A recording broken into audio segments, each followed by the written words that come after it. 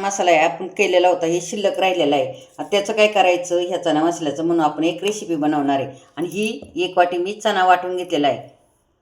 आणि परत लागला तर हे पण वाटून घेणार वाटीतला आपण. ही गव्हाची कणिक, हळद, जिरं, हिंग, कांदा, कोथिंबीर, हिरवी मिरची आणि पीठ आणि याच्यात थोडं मीठ पण टाकून घेतलं. आता हे मळायचं. हे पहा, हे असं सगळं याच्यात मिक्स करून घ्यायचं.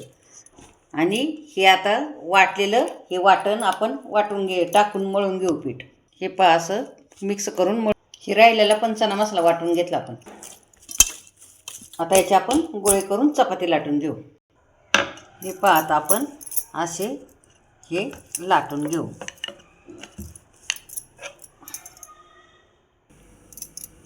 असं आपण लाटून घ्यायचा. आणि जर वाटला तर कांदा, कोथिंबीर आपण टाकलेले आहे. चणे असे एकदम पेस्ट नाही केली, असे जरा जाडसरच ठेवल्यात ना, तर त्यामुळं काय करायचं, हे थोडंसं वाटलं कडेने जरा असं वाकडं तिकडं येतं आहे, किंवा वाकडं तिकडं तर नाही एवढं येत, पण असं वाटलं आपल्याला एकदम गोल पाहिजे तर थोडंसं आपण कट करून घ्यायची चपाती. हे पहा,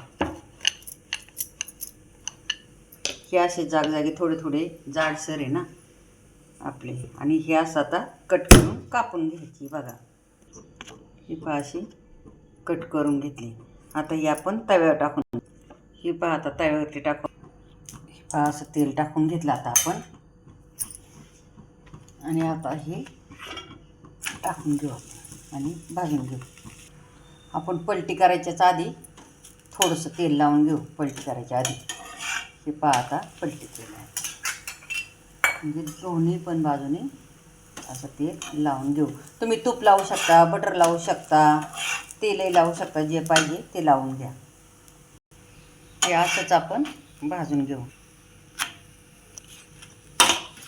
हे पहा आता आपला पराठा भाजून तयार आहे. हे पराठा काढून घेऊ आणि आता दुसरा टाकू याला.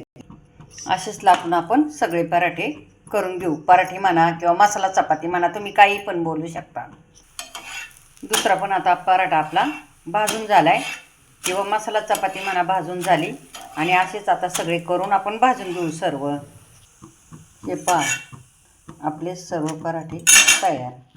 हे पहा, तुम्ही आचारबरोबर खा, सॉसबरोबर खा, दह्याबरोबर खा, कशाबरोबर खाऊ शकता तुम्ही. कशाबरोबर खा तुम्ही, तरी चालेल, दही वगैरे. हे पहा आता मी तुम्हाला खाऊन टेस्ट करून दाखवते लोणच्याबरोबर.